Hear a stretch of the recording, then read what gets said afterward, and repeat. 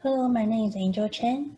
My co-author Wenxian Zhu and I are very honored to present our research at the ICTEL conference. The topic of the research is allocating resource equitably and efficiently in enhancing learning outcomes. And it's a case study based on the early education in Zhejiang province. So Wenxian is from Ningpo Childhood Education College in China. She's also currently a PhD student at the National Zhejiang University in Taiwan. And I'm working as writing curriculum and analyst at the San Jose State University. So first of all, our introduction, there are a couple other literature inspired for the studies. Chang find out there are more and more reforms proposed to enhance the effectiveness of teaching and learning in China. And also Liu and others also find out many studies argue that such a different learning outcomes, the variation in learning outcomes is because the resource discrepancies in each region. So in other words, usually in China's case, the Zhejiang province is in the east regions, and the east region usually had more resource compared to other regions. So the Ministry of Education in China, they are Activate the implementation of early childhood education plan in 2017. So this study tracked back to the time to see how the resource was allocated before this time frame. So there are also other studies inspired for the studies. March 2017, they also find out resources are distributed more equitably and also utilized more efficiently from 2002 to 2008. And Feng and Wang also examine the allocation of resource to early childhood education and find the efficiency has increased over time. And there are other factors inspired, for example, the OECD, the student-teacher ratio in early childhood institutions. So we use that as an indicator to look at the resource. So in China, it's 16:1. In the United States, it's 12:1. So one teacher teach 12 students. So China, you see, in China, teacher need to teach 4 more students on average.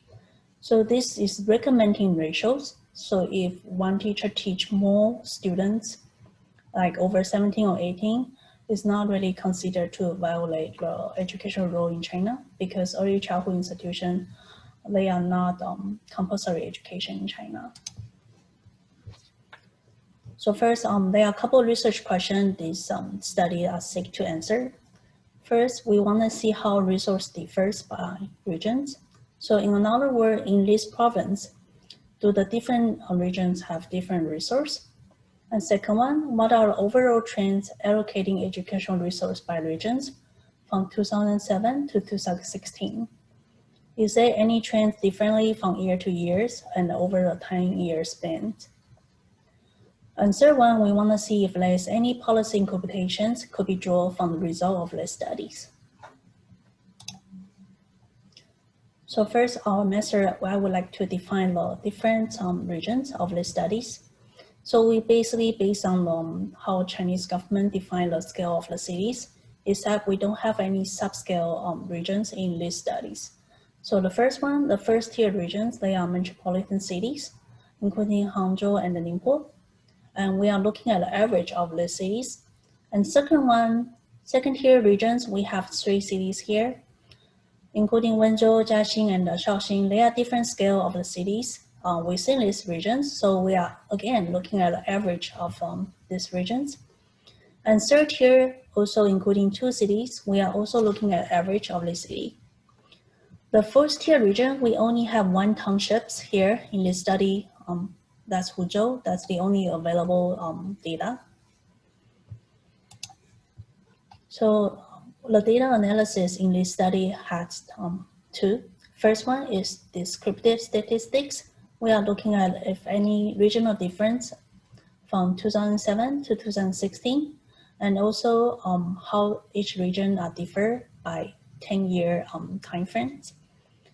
The second one, we are going to use regression to determine the causal relationship of factors, different factors such as number of full-time teachers, number of enrolled students, number of schools and educational budgets to the composite of an educational resource. So we call those different factors as predictors. So for example, we just look at this one, educational resource is the outcome variable.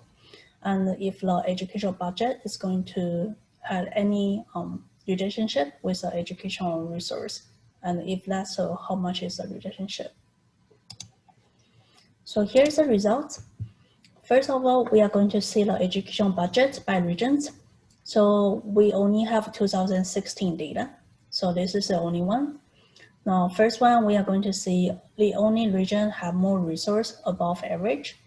That's first tier regions has significantly much higher resource, especially when you compare to the fourth tier region, the resource budgets almost double here.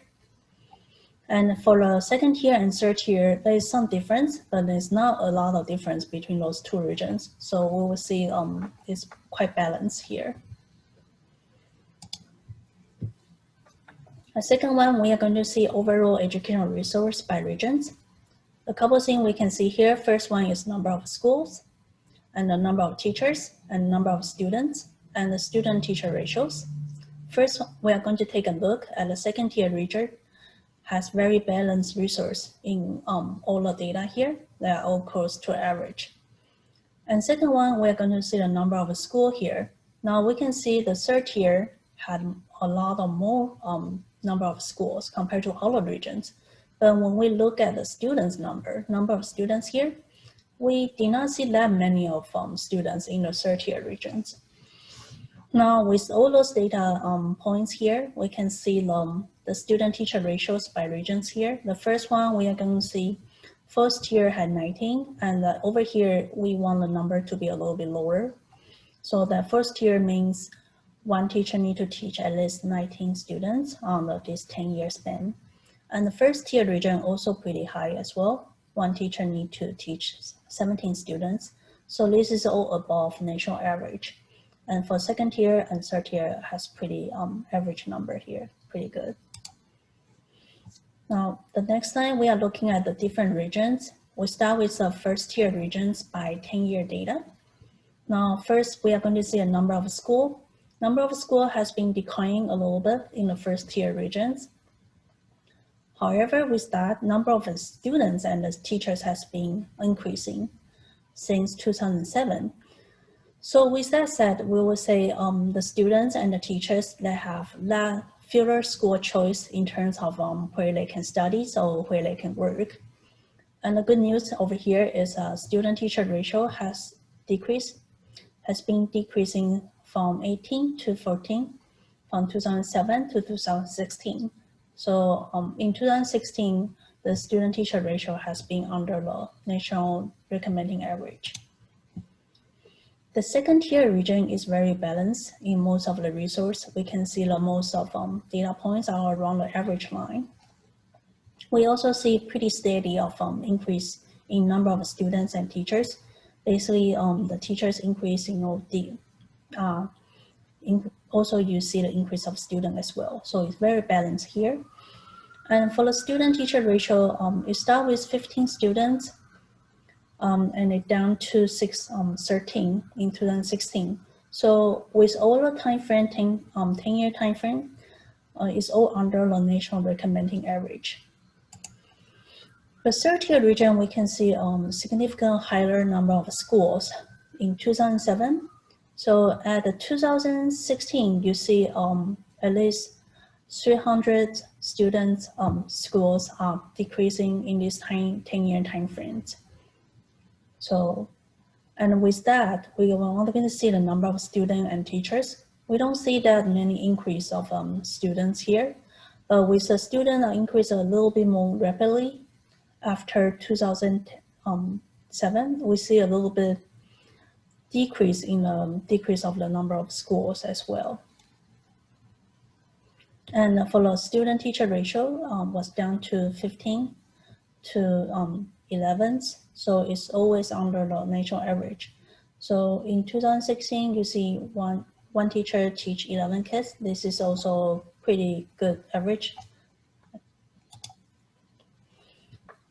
So for the first tier regions, we see a very steady of a number of schools, doesn't really increase or decrease much compared to other regions. And same with the students and teachers as well. Now we see more increasing in teachers. And with that, we can see the student-teacher ratio decrease from 25 to 16. So which is pretty good, finally down to the national recommending average in 2016. So with all this result, we're going to see a regression results, see which factor is related to educational resource. So they are shown on the graph here. They are number of teachers, number of students, and also education budget. The number of school is highly related to the education budget, but it's not really related to educational resource in these regions. So with that said, we draw our conclusions.